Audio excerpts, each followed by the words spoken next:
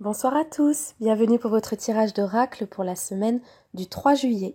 Ça y est, nous entrons au mois de juillet, un mois à énergie 8, qui peut donc paraître un petit peu contradictoire avec une notion de vacances, de plage, de soleil et de repos.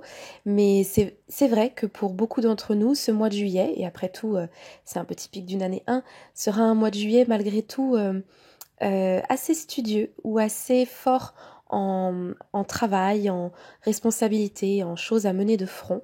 Ça ne veut pas dire qu'il n'y aura pas des temps de repos et de relâche, hein, et heureusement d'ailleurs. Mais pour toutes les personnes qui se sont lancées dans des travaux d'envergure cette année, travaux sur eux-mêmes ou professionnels ou des gros changements de vie, ce mois de juillet, c'est un mois qui contient à nouveau son lot de travail à faire.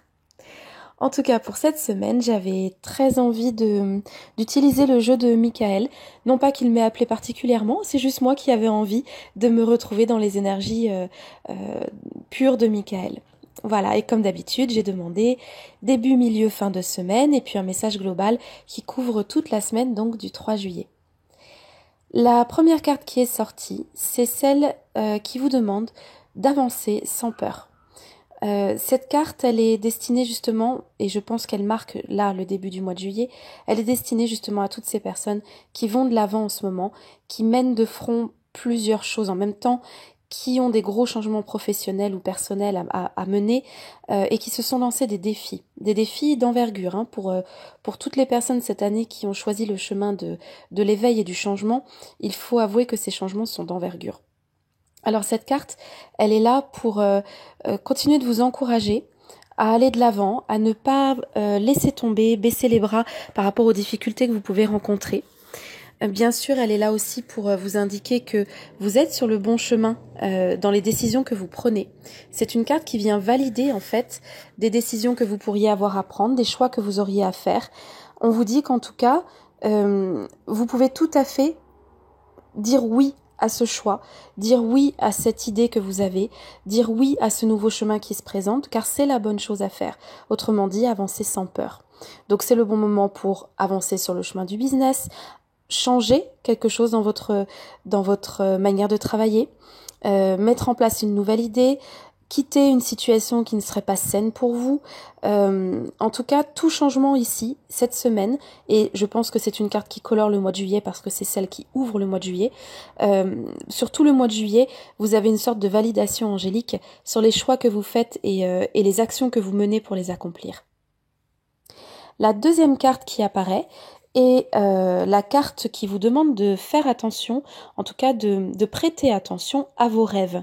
Alors ici, il ne s'agit pas seulement des rêves nocturnes, hein, même si pour certaines personnes, il peut y avoir des réceptions de messages par le biais de rêves notamment récurrents. Mais ici, c'est une carte surtout qui parle des rêves que vous avez par rapport à votre vie et qui donc vient rejoindre la première carte. Ça vous demande en fait d'agir selon les désirs de votre cœur. Vous avez peut-être ces derniers temps, justement par rapport à tout ce que vous menez de front, toutes les démarches que vous avez à faire, toutes les idées à mettre en place, vous avez peut-être des moments où vous faites des choix par défaut, parce que vous avez peur d'un manque de résultats, peur de manquer de ressources, d'argent, de temps, d'énergie. En fait, cette carte, elle vous rappelle que les seules bonnes décisions, celles pour lesquelles on vous disait pour la première carte qu'il fallait avancer sans peur, ce sont les désirs de votre cœur. Donc à partir du moment où vous suivez ce qui vous fait envie, ce qui vous fait plaisir, ce qui vous attire, ce qui vous fait du bien ou ce qui vous met en joie, alors vous savez que vous ne pouvez pas vous tromper. Et donc cette carte, pour moi, elle vient vraiment compléter la première. Et la troisième carte, qui elle dit qu'il faut être gentil avec soi-même, qu'il faut être doux et tolérant envers soi-même, c'est une carte qui vient vous demander de relâcher toute tension par rapport au fait, par exemple, de ne pas aller assez vite ou de ne pas faire assez bien.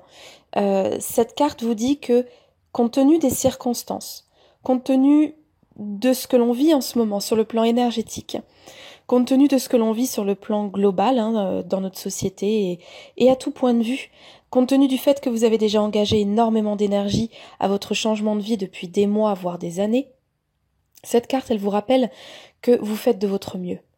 À partir du moment où vous faites de votre mieux, et c'est là un des 4 accords Toltec, à partir du moment où vous faites de votre mieux à chaque instant, On ne peut rien vous reprocher et vous ne pouvez rien vous reprocher à vous-même. Vous rajoutez une dose de culpabilité ou de pression ne servira à rien du tout, ça serait contre-productif. Vous faites de votre mieux, alors c'est parfait. Si on récapitule les 3 cartes de la semaine, la première nous dit qu'il faut avancer, que nous savons ce qui est bon pour nous et que c'est validé par nos gardes et nos gardiens angéliques. La deuxième carte nous dit de bien respecter nos vœux profonds, c'est-à-dire pas les vœux, pas nos désirs poussés par la peur, mais vraiment ceux qui sont poussés par le cœur. Et la troisième nous dit, à partir du moment où vous faites ça, où vous avancez sans peur et où vous suivez votre cœur, vous n'avez rien à vous reprocher, soyez tolérant envers vous-même, soyez doux envers vous-même, vous faites de votre mieux. Et bien sûr, une petite connotation particulière supplémentaire à cette carte, c'est que, bien sûr, réservez-vous aussi, et ça fera partie du mois de juillet, après tout, c'est l'été, réservez-vous aussi des moments de farniente, de repos, de détente, quelque chose qui vous fait plaisir à vous, à votre corps, à votre esprit. Voilà, en tout cas, je vous souhaite une très belle semaine, et comme toujours, je vous dis à bientôt pour d'autres podcasts. Bye bye!